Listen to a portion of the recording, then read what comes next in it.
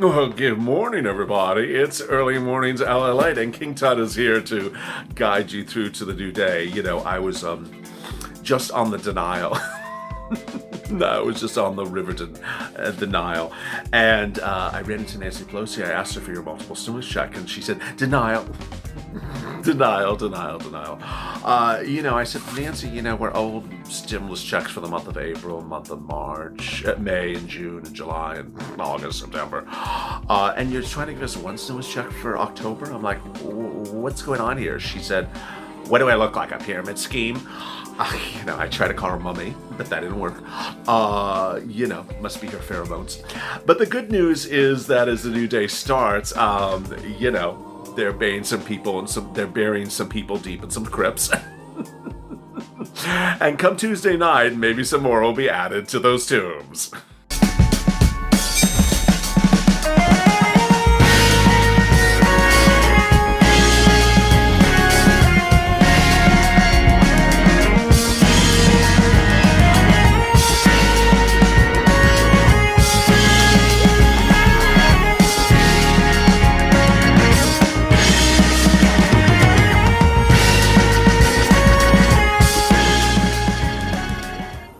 Hey, good morning, everybody. It's early mornings, LALATE. I'm here, you're here, and Cleopatra's, at Walmart getting some extra supplies. So I really do appreciate you for tuning in.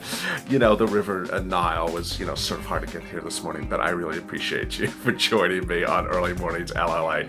Every day at 6 a.m. Pacific Standard Time, Eastern Standard Time, 3 a.m. Pacific Standard Time. It's part of our 1-hour programming block.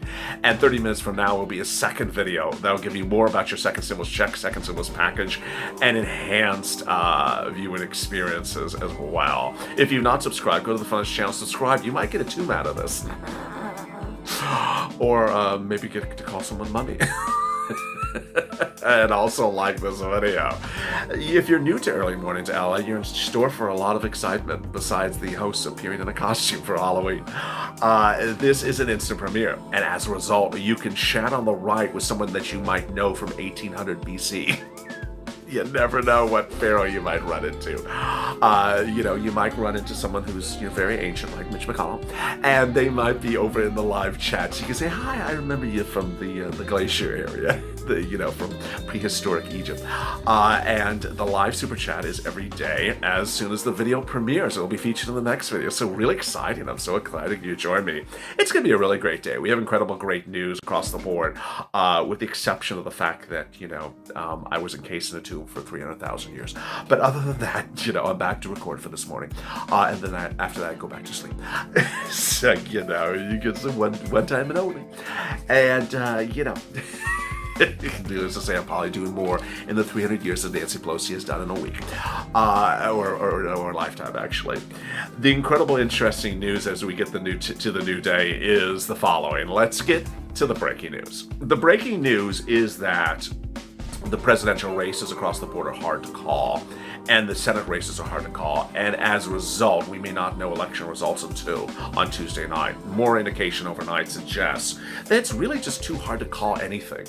And what's important for you to understand as you tune into this video is that your stimulus checks, second stimulus checks, third stimulus checks, and first stimulus checks are all tied to the events of the Senate more than the presidency.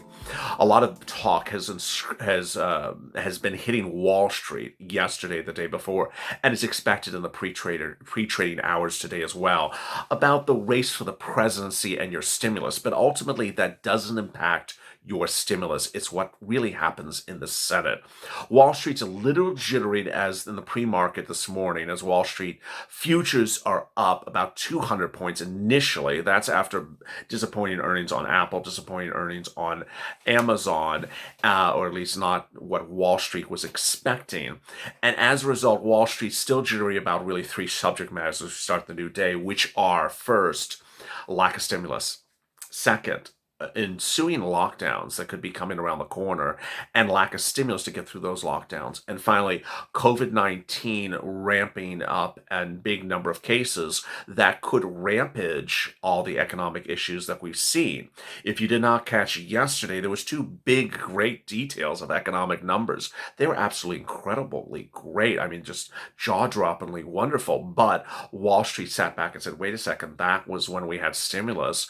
We don't have stimulus now, so get ready for the numbers to potentially go the other way. Let me give you those two numbers. First, yesterday we started with the new jobless claims number. It was out of the ballpark.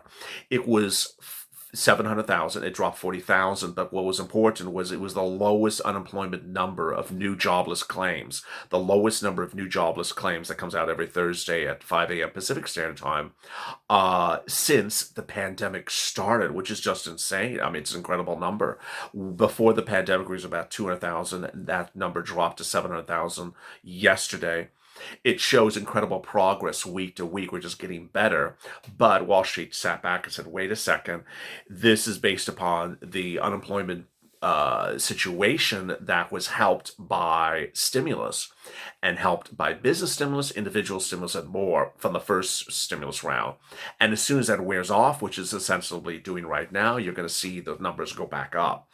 The other number that was interesting was the gross national product of the government of the country. It shows how big our economy is, and the number was incredible.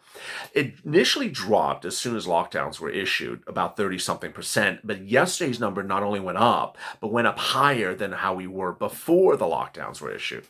Now, the concern that Wall Street and I have, and you have as well, is the issues of lockdowns. These lockdowns are causing a lot of tensions. And then the reason why is because, one, there's no stimulus package in place. Two, there's no plan for a third stimulus package in place. And three, the presidential candidate who's leading in the polls is the one that would potentially give you lockdowns.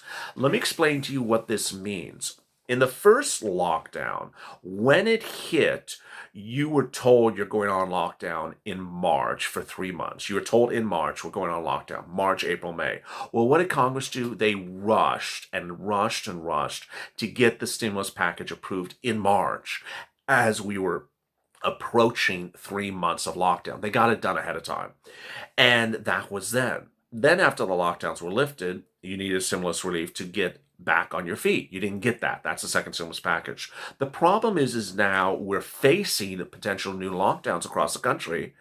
And for those lockdowns, you need stimulus prepared ahead of time before you announce lockdowns. You can't have lockdowns and then have everyone rush and say, oh, let's go write a bill. Let's go argue over a bill for 2 months after everyone's already on a lockdown, and let's send them some stimulus checks 3 months after they've already been locked down in November, December, and January.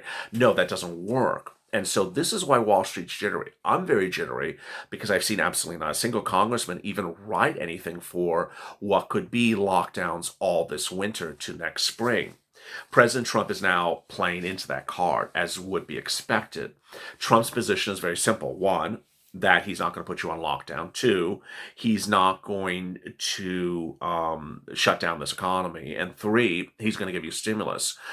He says that Biden, on the other hand, is the candidate who will put you on lockdown, but Trump doesn't say that Biden won't give you stimulus. He perhaps should go that extra step, because ultimately, when you look at the Biden ticket, he's based upon Nancy Pelosi's proposal, which is one stimulus check now to cover you from everything you've been dealing with in the past, and no stimulus check as you're facing a new lockdown. It's really quite confusing.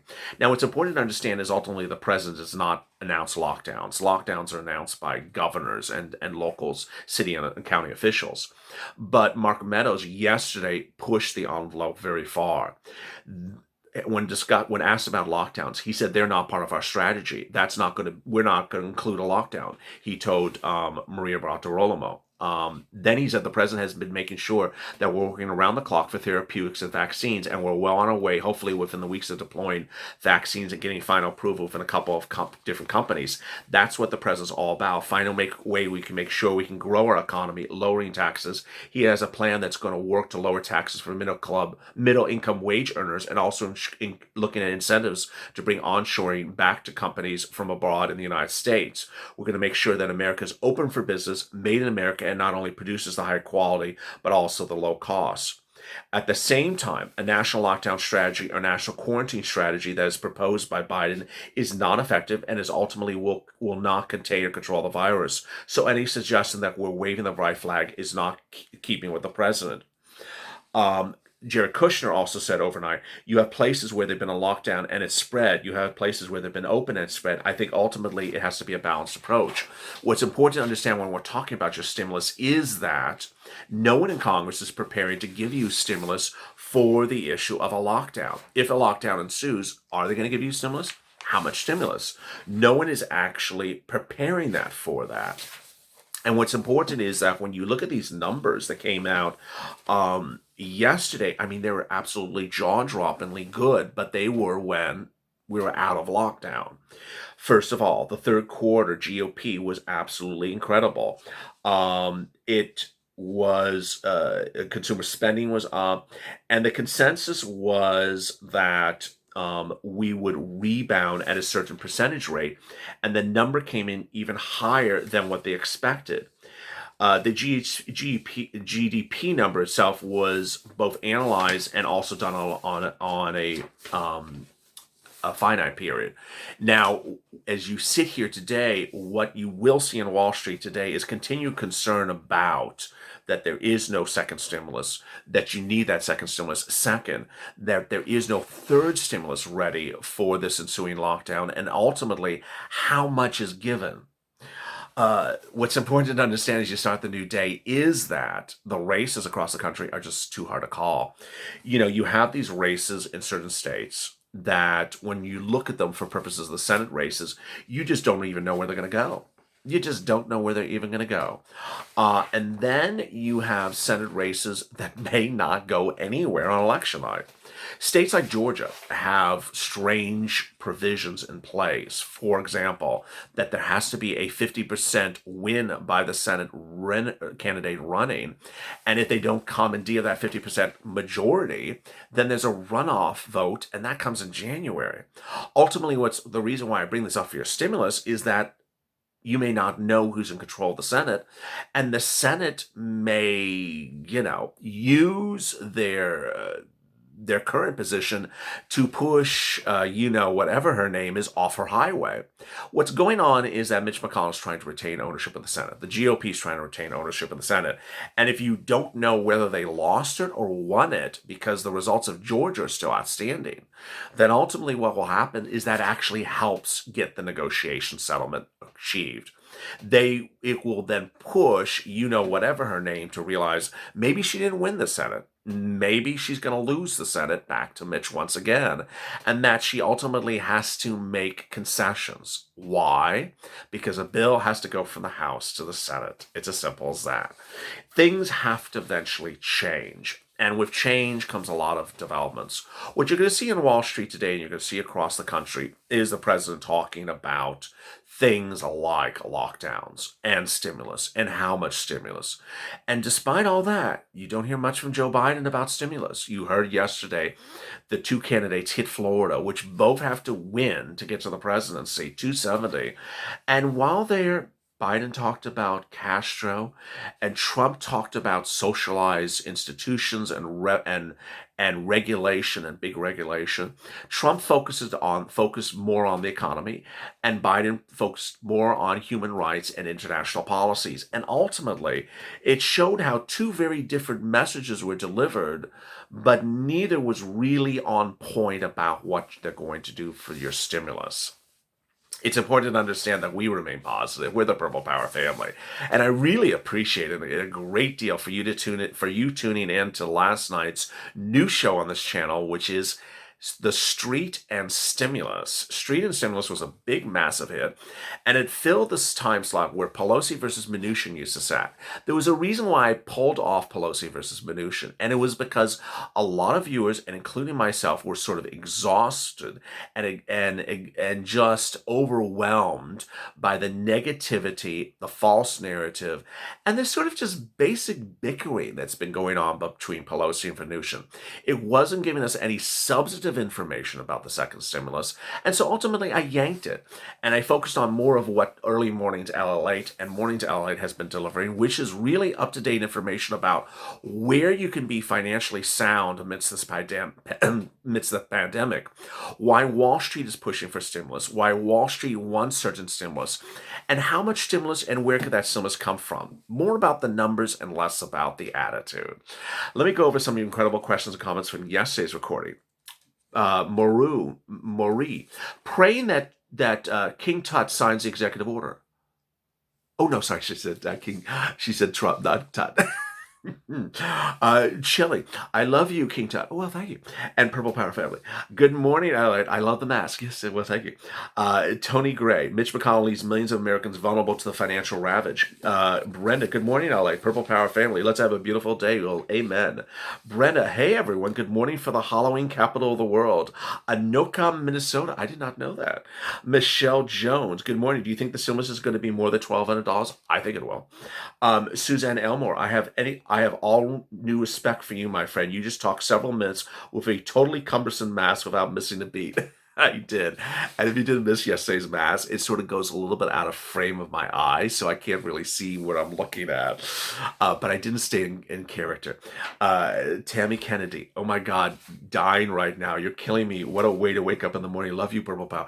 Well, thank you. I'm sorry that there is a purple shade in here, but you can't really see it in the frame. Missy Daniel, I absolutely love your humor, brother. It's good for people in these times. Again, LA, you're awesome. Well, thank you, Missy Daniel. Norman Peak, you're so cute in the morning, every morning. Happy Halloween to all of you. I appreciate that.